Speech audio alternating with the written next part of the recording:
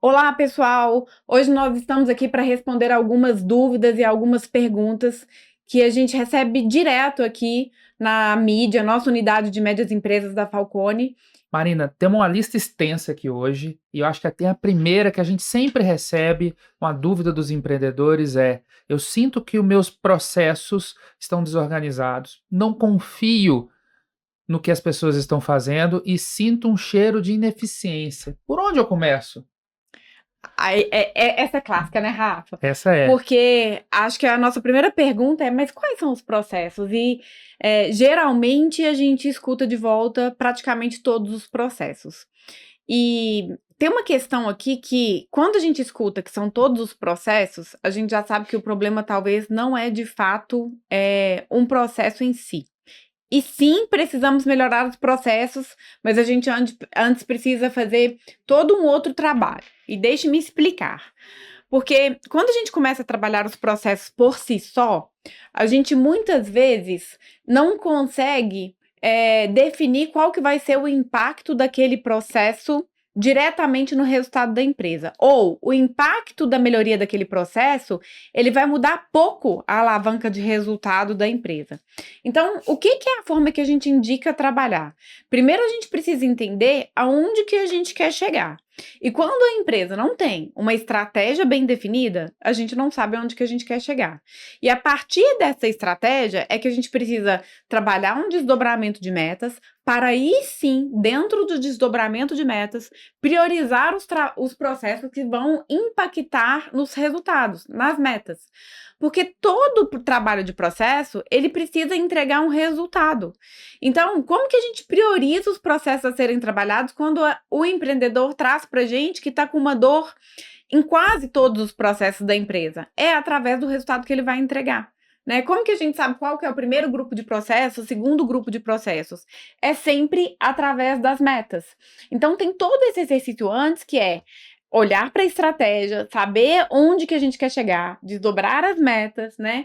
E aí sim a gente vai priorizar o trabalho de processos dentro da entrega de resultados, dentro das alavancas que estão mais impactando nos resultados dessa organização. Então, essa é a ordem mais correta. Ah, mas eu já entendi que esse processo aqui é um processo que eu de fato preciso melhorar, ele está doendo demais. Podemos trabalhar esse processo, mas a gente não consegue dar a garantia que o resultado que ele vai trazer, ele vai ser de fato um resultado que vai mexer no ponteiro de forma imediata e mais urgente no resultado da empresa. Então, por isso que a gente prefere trabalhar dentro desse passo a passo que a gente acha mais correto, tá? Então, e é muito comum, as pessoas procuram a gente um pouco de forma até desesperada, preciso trabalhar de forma generalizada todos os processos da empresa, nada funciona. E quando a gente começa a conversar com os executivos, a gente percebe que muitas das vezes elas estão preocupadas com o processo onde está doendo mais, onde tem alguém gritando mais, onde que tem, às vezes, né, um cliente ali que não está pagando direito, que é contas a receber, é um processo de saque, é onde às vezes que tem uma urgência maior, que tem um incêndio para ser apagado, mas muitas vezes ele não é o mais importante relacionado ao impacto que ele vai causar no resultado da empresa. Então, como nosso foco sempre no resultado, foco no fim, a gente prefere fazer todo esse passo a passo para garantir que todo o trabalho que nós estamos executando dentro do nosso cliente vai de fato ter uma entrega de resultado. E Marina, eu acho que aqui tem um ponto bem interessante do que você trouxe de vieses, né? A gente já teve um cliente do setor financeiro em que ele dava todo o foco no processo jurídico. E era uma empresa que não estava tendo lucro. E, basicamente, todos os clientes do setor financeiro, eles normalmente têm uma dor de comercial, de atrair cliente, abertura de conta. E na hora que a gente foi investigar por que ele queria tanto trabalhar o jurídico, é porque ele era advogado de formação. Era a área que ele ficava mais confortável e que ele enxergava mais lacuna, porque para ele podia estar muito melhor. Mas não era o mais importante para a organização. E eu acho que aqui é uma provocação que eu faço. Em média empresa, recurso é escasso. É muito escasso. O dono, ele tá na operação, no tático e no estratégico. Se ele gastar tempo em processos que não são importantes o resultado, ele está jogando dinheiro fora. E ele tem que lidar muito bem com este recurso que é super escasso. E a única forma de você tirar viés é fatos e dados. Eu tenho que olhar os dados, olhar os resultados dos processos e enxergar, tá, tudo bem que este incomoda mais, tudo bem que esse aqui, esse processo não vai mal porque é um funcionário que está comigo há 30 anos e ele não se atualizou. Tudo bem que esse daqui é a pessoa que consegue falar mais alto, mas você tem que olhar ali qual é de fato que vai ser o processo que vai atrapalhar meu sonho grande, né? Perfeito. Onde que é que, de fato, nós vamos despender energia, né, Rafa? Recurso escasso é um ponto super importante que você trouxe. Rafa, eu tenho uma para você aqui agora também que vem de forma muito comum pra gente, né? Nós sabemos que dentro dos números que existem de médias empresas, são 1,4 milhões de CNPJ para mais de 120 mil médias empresas. Esses dados são dados que não tem tanta atualização com tanta frequência, mas a gente sabe que são mais de 10 CNPJs para cada média empresa no Brasil, né? E a gente é muito comum a gente ver uma certa desorganização das empresas em relação a este grande número de CNPJs, né? Conta pra gente um pouquinho sobre a experiência dos nossos programas dentro das médias empresas, como que a gente se esbarra nisso e como que a gente ajuda o médio empresário a resolver estes temas. Aqui eu acho que é uma boa pergunta, tá, Marina? O primeiro ponto não é um problema ter 10 CNPJs, a gente tem que entender ali qual que é a origem, né? E a gente vive no Brasil, a gente tem todo um contexto de complexidade tributária, de carga tributária alta. Então, qual que é a história? Você começa o seu negócio, você está testando o modelo de negócio, você está testando ali a sua ideia, né? E a empresa vai crescendo. E para isso, o governo tem um programa que é do Simples Nacional. Você tem uma carga tributária reduzida e uma simplicidade em fazer essa declaração, em recolher esses impostos, que na prática significa que você não precisa se preocupar em quem vai ser o contador da sua empresa, porque é algo mais simples de ser feito. E aí, quando isso chega em 4,8 milhões, magicamente você vai ter que tomar uma decisão. A decisão mais fácil e óbvia do momento é: vou abrir um outro CNPJ. E por aí vai. Você vai abrindo CNPJs na ilusão de que você está simplificando e pagando menos imposto, né? E neste processo você acaba criando várias empresas, cada uma com uma ideia diferente, e isso traz uma complexidade gigantesca para o negócio. Então, o primeiro passo, a gente já teve clientes que nos procuraram em que de fato acreditavam que ele tinha 10 empresas. Mas a gente perguntava: mas quem que é o CFO dessa? Ah, sou eu. E o diretor ali? Ah, meu irmão. E o diretor comercial? Também é meu irmão. Aí você começa a ver, mas as empresas são iguais? São iguais, elas só estavam tributariamente segregadas. Então, o primeiro ponto é entender que tem um custo dessa decisão. Isso traz complexidade. E se você, em algum momento, com 4,8 milhões ou com 15 milhões, você vai ter que começar a tomar decisões. Você tem que ter um contador próprio ou terceiro. Você tem que aumentar o pacote do contador. Ele precisa fazer mais coisas. Uma coisa é eu ter um RP com um CNPJ. Uma coisa é ter um RP com 10 CNPJs e tendo que fazer conciliação. Conciliação é: o que eu vendo para um tem que ter um crédito num e um débito no outro, ou seja, eu não posso simplesmente somar. Então, coisas que seriam simples passam a ser complexas. Eu acho que o primeiro ponto é entender que isto foi uma decisão, mas que isso não é prática. Isso não é prático, isso tem um custo. Você vai gastar mais com contador, você vai gastar mais com tecnologia, você tem chances de se perder nesse processo. Então, tentar unificar em um CNPJ e focar no que é importante. Você não vai sobreviver o seu negócio porque você paga menos imposto do que o seu concorrente, mas sim porque você é melhor do que ele, porque você é diferente dele. É isso que faz você ter lucro ou não, isso que faz você crescer ou não. A questão tributária, obviamente, a gente tem que arrumar as melhores formas mais eficientes, mas também tem que ter o limite. Eu acho que essa aqui é a dica. Dica não, é o que a gente ajuda. Centralize os CNPJs, faça um trabalho de conciliação. E acho que é uma coisa muito importante: se em algum momento você imagina que vai vender o seu negócio, a primeira coisa que você vai ter que fazer é unificar num CNPJ só. Acho que essa decisão de abertura de diferentes CNPJs, ela é uma decisão, vou dizer assim, muito de curto, médio prazo, né, Rafa? Se a empresa de fato quer crescer, quer virar uma média empresa, uma empresa grande, e quer ter um futuro sólido, esse atalho, ele não vai funcionar.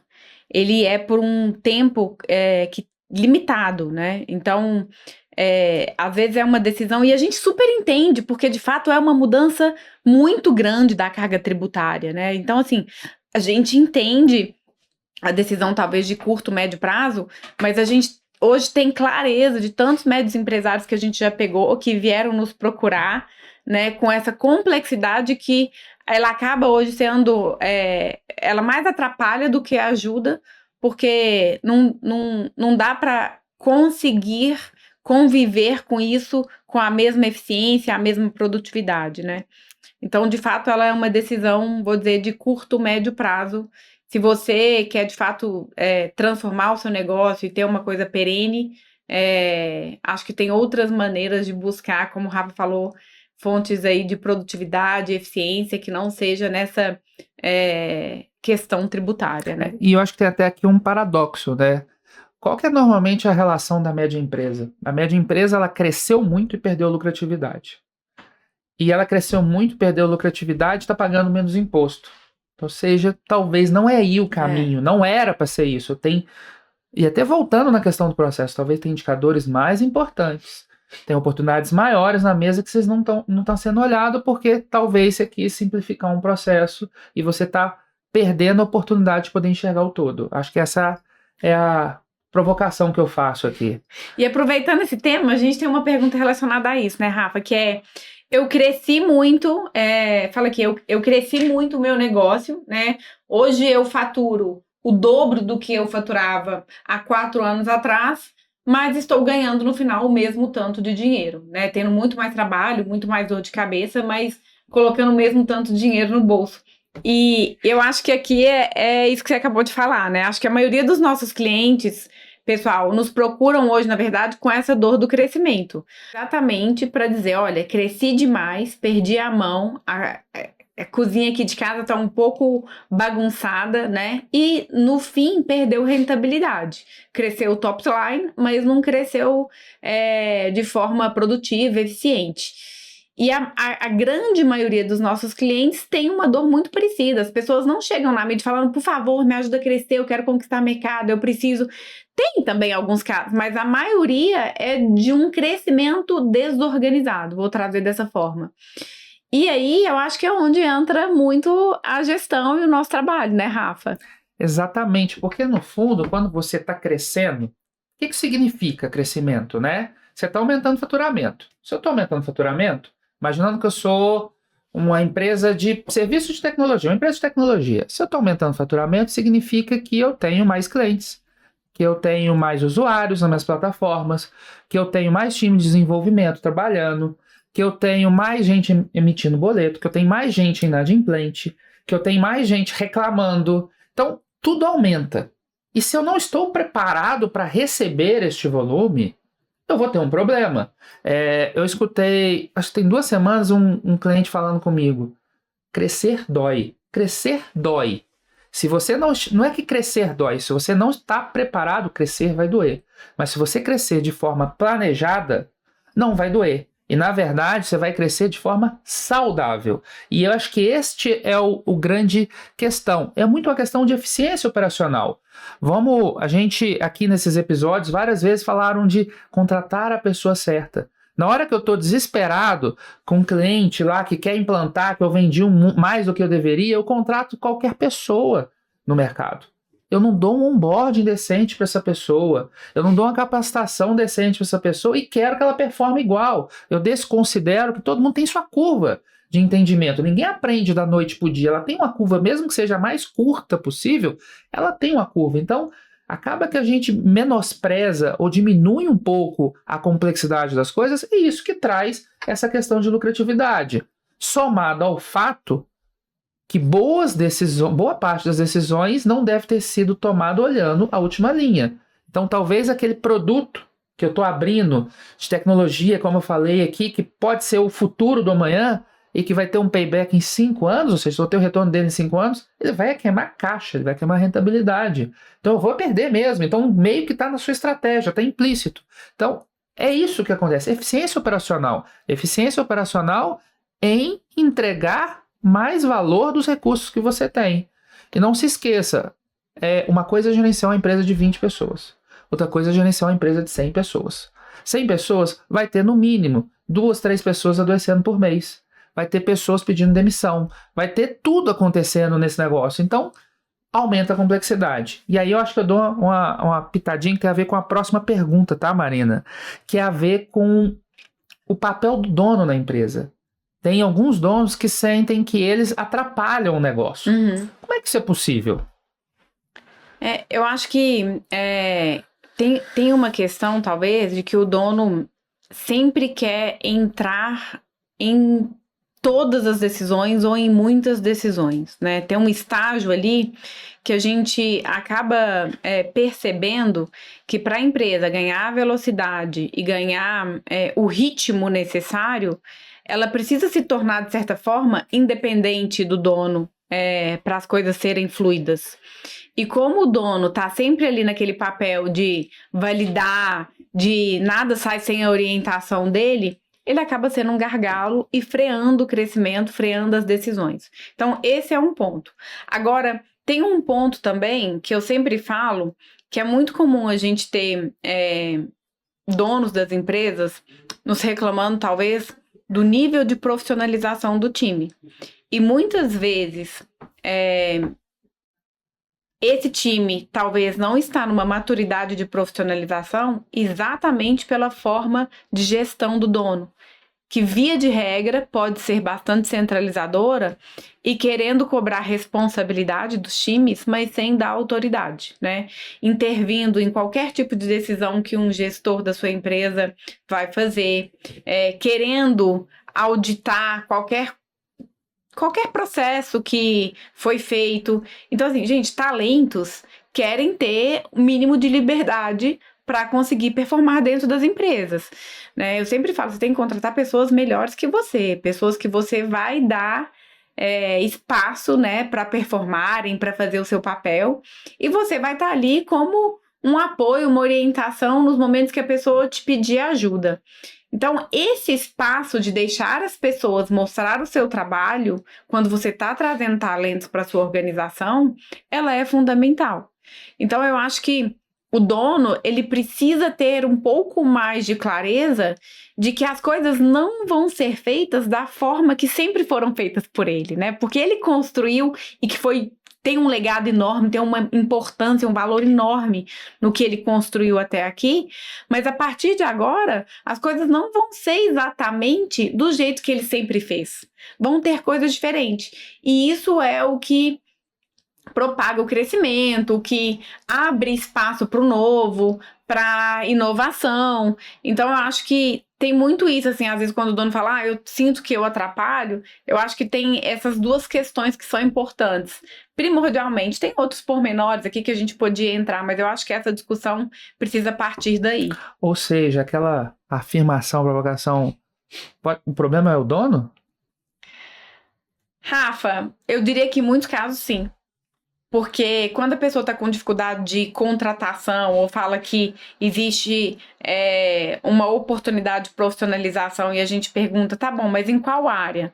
Em qual setor? Em qual nível? E a pessoa fala, é em tudo. Porque a gente sabe que tem muita gente boa também por aí, né?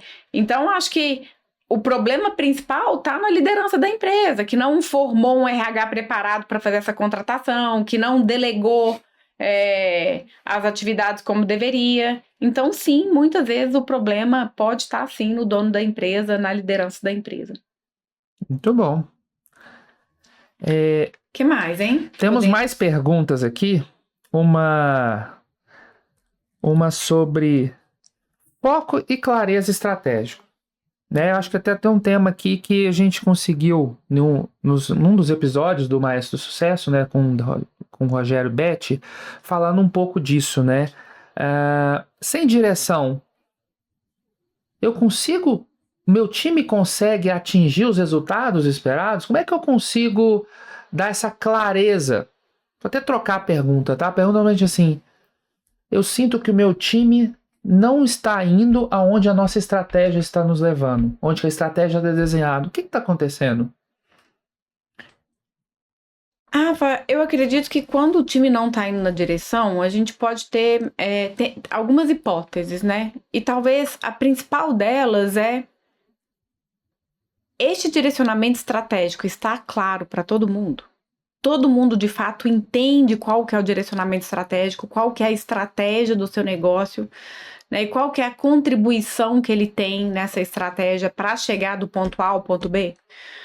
Porque é muito comum quando a gente começa a conversar com os nossos clientes que entram aqui para fazer o programa da Mid, por exemplo, e alguns deles falam assim, mas eu já tenho estratégia, isso já está desenhado.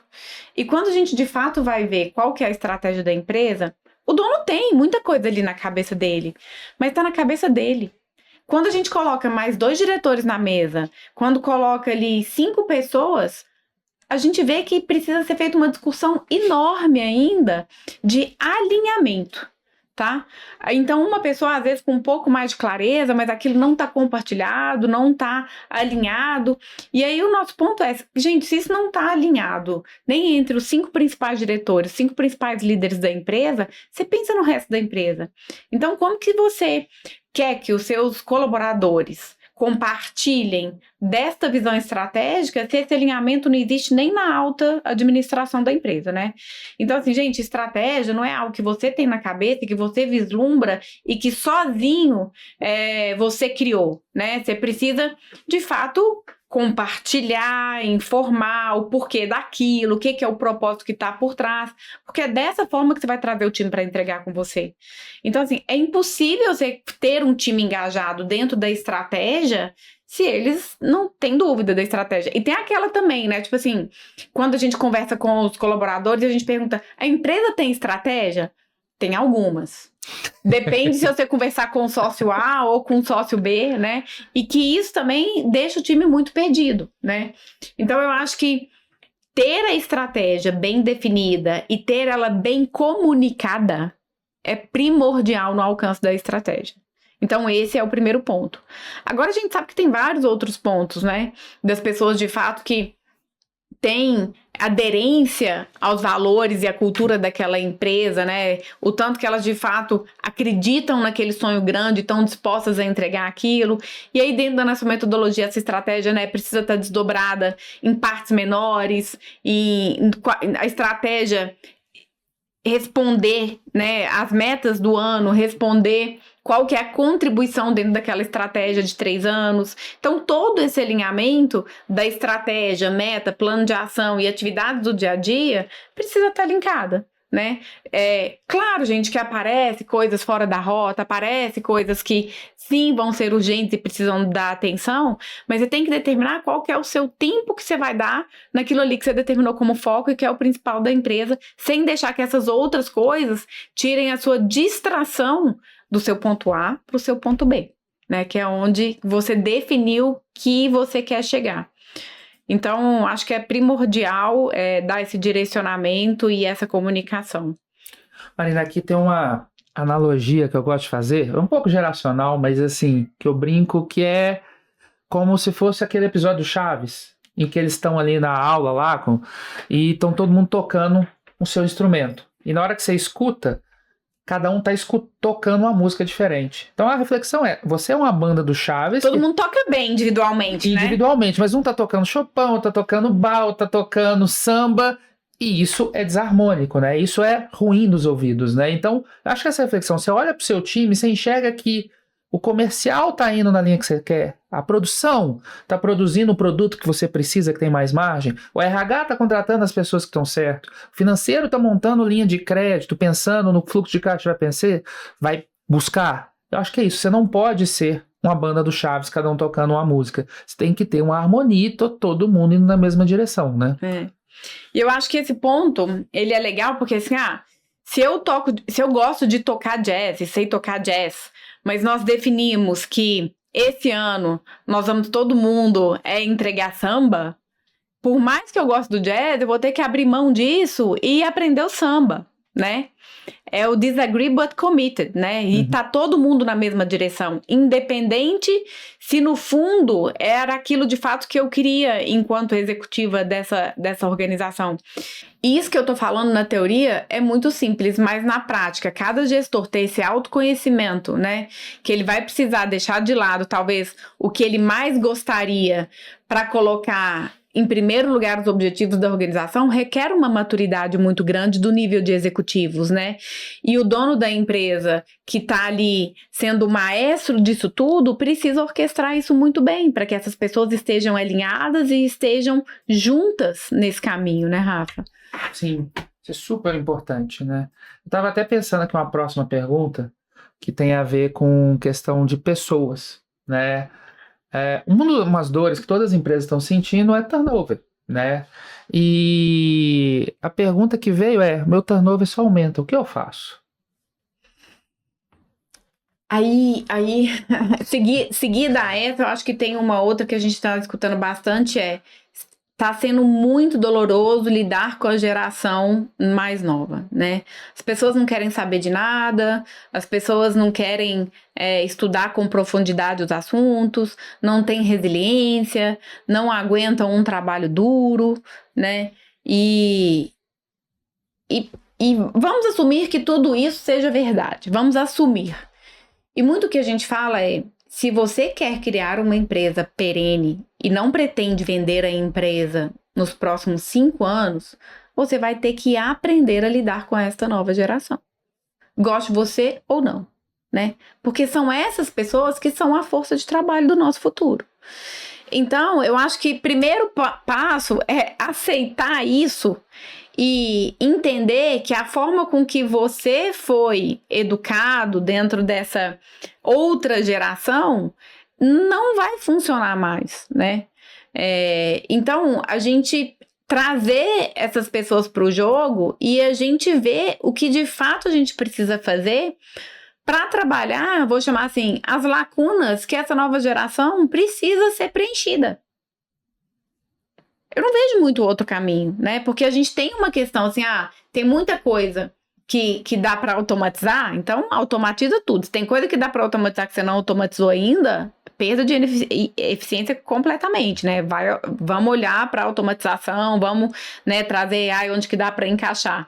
Agora, se você ainda depende, né, e é a grande realidade que a gente ainda depende, né, da força de trabalho, a gente vai precisar entender quais são os fatores que motivam essa nova geração dentro das empresas, né? E vamos ter que adaptar os nossos processos de RH, os nossos processos de remuneração, vamos ter que abrir mão de um tanto de coisa que a gente considera que às vezes não faz sentido. Não faz sentido para quem? Não fazia sentido para você na época, ou quando você era jovem, né? Aquilo que você passou. E às vezes a gente escuta assim, nossa, mas na minha época, meu amor, acabou a sua época, não existe mais sua época, estamos em outra época. Goste você ou não, né? A gente vai precisar ter essa nova adaptação. E eu acho que isso é um alerta, porque a gente escuta demais, né? Assim, uma reclamação e pouca ação em relação ao entendimento do que é essa nova geração e entender que depende dela. E eu acho que aqui, Marina, essa questão da geração é tão forte, mas ela também é uma oportunidade, porque isso é algo que não vem de todos os clientes de uma forma igual, né? Se a gente for parar para entender e aprofundar, a geração mais nova ela é muito movida a propósito. Sim. E uma pequena empresa, ou a média empresa, é muito mais fácil o propósito dela estar evidente, o porquê dela existir estar evidente, do que uma grande corporação. Sim. A grande corporação, para isso existir, tem que cascatear lá de cima. A média empresa basta conversar com você. Você é o propósito ambulante, o empreendedor é o propósito ambulante.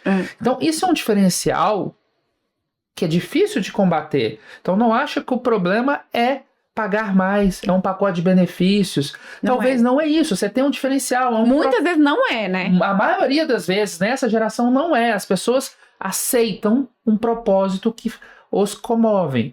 E aí, talvez venha a pergunta, mas se eu tiver um negócio que não é legal, que não é tão sexy, o que eu faço? E eu acho que essa oportunidade que os médios empresários têm é pro bem e pro mal, né? Porque muitas vezes as pessoas me perguntam o que que é a grande diferença, né, de trabalhar com grandes organizações e com médias empresas. E eu acho que na média empresa a gente tem uma oportunidade de virar a chave, por exemplo, de uma cultura de forma muito mais rápido. Só que o que que o dono dessa média empresa precisa entender? Que cultura não é o que ele está falando. É o que ele está fazendo no corredor da empresa. Então, não adianta nada chamar lá a gerente de RH, chamar, né, as pessoas para fazer uma comunicação e no dia seguinte você está agindo de uma forma completamente diferente do discurso, né?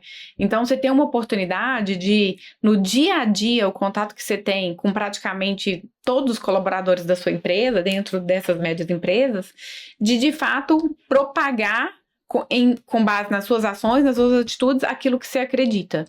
E aí, isso move. Isso move muito essa nova geração. E eles querem muito ter acesso a você, querem ter acesso à liderança, querem aprender, querem oportunidades. O que muitas vezes nas grandes corporações, essa nova geração às vezes tem mais dificuldade, né? Menos possibilidade, vou chamar assim, porque é normal. As empresas são grandes e o CEO da empresa, a direção da empresa, não vai estar com tanto tempo ou tanta frequência, vou dizer, ali perto de todo mundo. Então, acho que é pro bem e pro mal, e acho que tem uma oportunidade enorme, é muito mais fácil agir na mudança dessas questões na média empresa do que em uma grande organização, né? E Marina, essa questão de agilidade, até antes da gente ir para a próxima pergunta, eu acho que ela é um diferencial competitivo de toda a média empresa. Ela, por definição, ela é mais ágil com a grande corporação.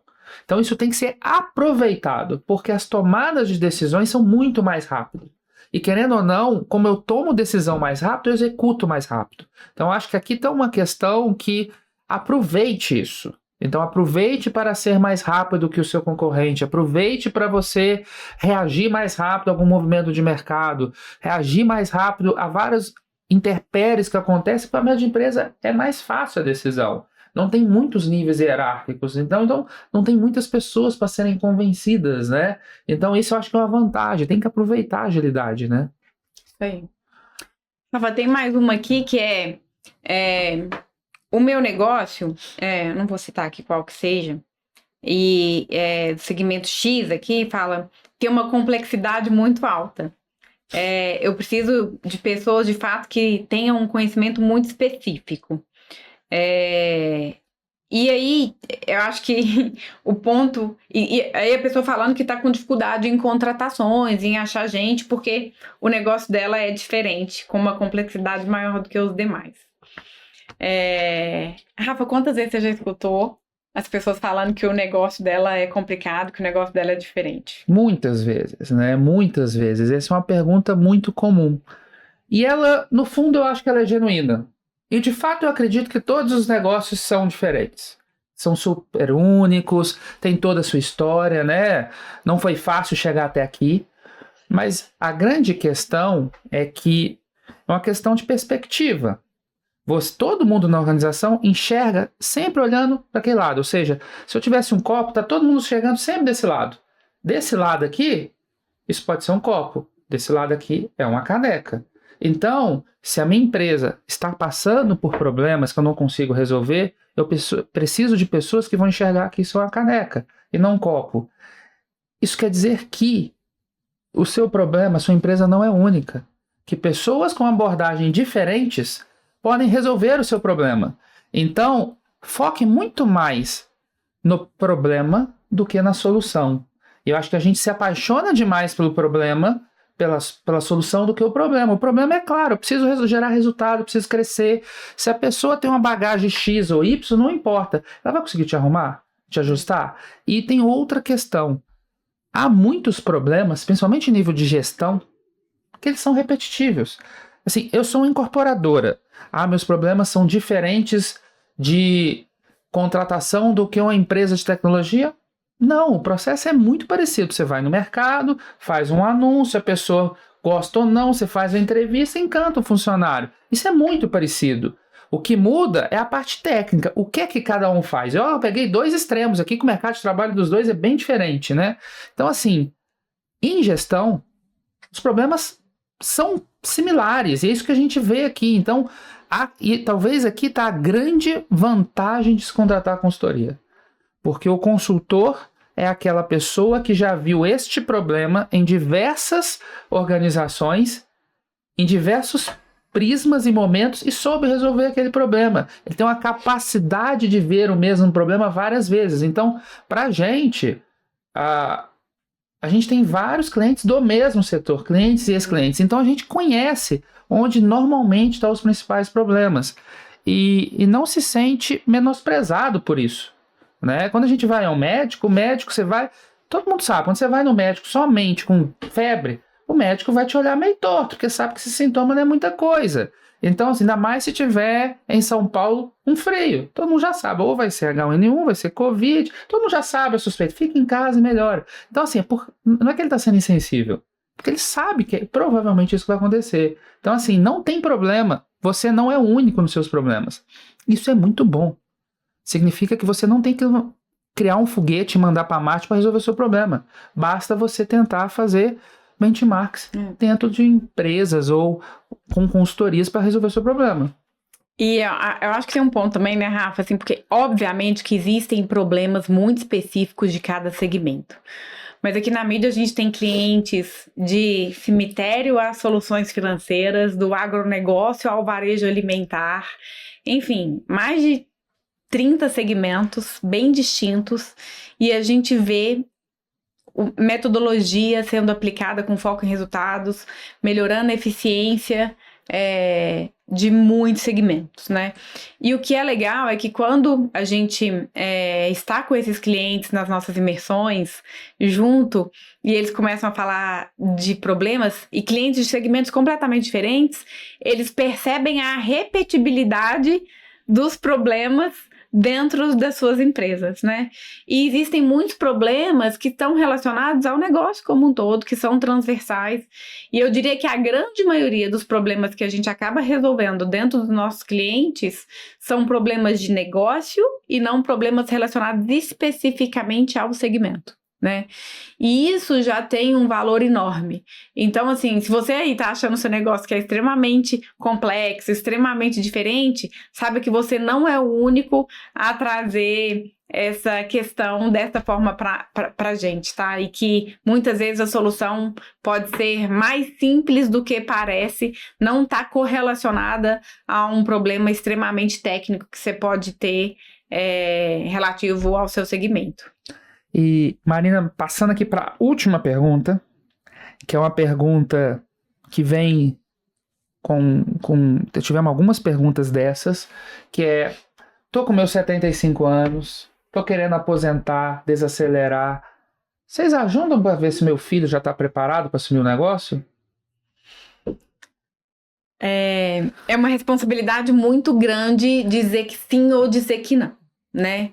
Agora, de fato, o que a gente consegue é ajudar a fortalecer as bases da governança da empresa para que esse filho tenha mais sucesso na gestão, né? E pode acontecer que ele, de fato, não vai ter as habilidades mínimas, talvez, para ocupar um cargo já de executivo, de diretor dentro da organização. E aí a gente vai precisar deixar que isso se transpareça através das entregas, através dos resultados. Então eu diria que todo o arcabouço que a gente monta na estruturação da governança para trazer os resultados da empresa vai deixar isso mais claro, se o seu filho está preparado ou não para assumir o negócio. E se ele ainda não estiver preparado, a gente vai conseguir, junto com ele, né, identificar o que são as lacunas para prepará-lo. E aí talvez, né, indicar para que vocês tragam aí gestores do mercado, gente do mercado, para ajudar nessa administração da empresa por um tempo X, até os sucessores da família estarem preparados. Agora, muitas vezes a gente fala assim, né, se eu tivesse uma empresa aqui minha, eu queria gente melhor do que eu sendo os executivos dessa empresa. Então, a gente também tem que saber o real interesse, né, e habilidades, medir tudo isso e saber o que é melhor para o negócio, além de olhar só o que é de fato o que aquela pessoa quer. Agora, no final, você é o dono, o filho é o dono também, e a gente vai fazer o que vocês querem, né? Mas eu acho que isso tem que ter muita clareza também das habilidades, das perspectivas, e entender também que a gente vai precisar trabalhar uma profissionalização dessa organização para ir além dessa segunda geração, né? A não ser que a decisão seja, não é uma segunda geração por mais 2, 3 anos e a gente quer mudar isso aqui, a gente quer preparar para uma potencial venda. Então, tem caminhos diferentes e a gente vai ajudar a entender aí qual que é o caminho que cada um de vocês querem percorrer e ajudar a orquestrar a organização disso tudo, que tem muita diferença, né? Se vocês têm um foco em talvez vender a empresa em 2, 3 anos, as decisões que a gente precisa fazer aqui, muitas vezes são diferentes do que donos que querem uma perenidade de 10 anos, de 20 anos, e já tem uma decisão que não querem vender o negócio de jeito nenhum. Então, por isso que, mais uma vez, ter a estratégia desenhada é importante e vai ajudar até nesse auxílio de saber se, né, a segunda geração está preparada, não está preparada, e ajudar que isso tudo se estruture da melhor forma possível. Muito bom. Bom, se a gente não respondeu a sua pergunta, você fica super à vontade para mandar a pergunta aí aqui mesmo nos comentários do YouTube ou do Spotify, que ela vai entrar aqui na nossa lista, e se ela tiver uma repetibilidade grande, nós vamos responder num próprio episódio. Muito obrigado, e se vocês quiserem falar diretamente com a gente também, com a sua dúvida específica, pode entrar no nosso site, mitchfalcone.com, e falar com um especialista que ele pode te ajudar. Muito obrigado por ter nos acompanhado até aqui. Tchau, tchau, e até um próximo.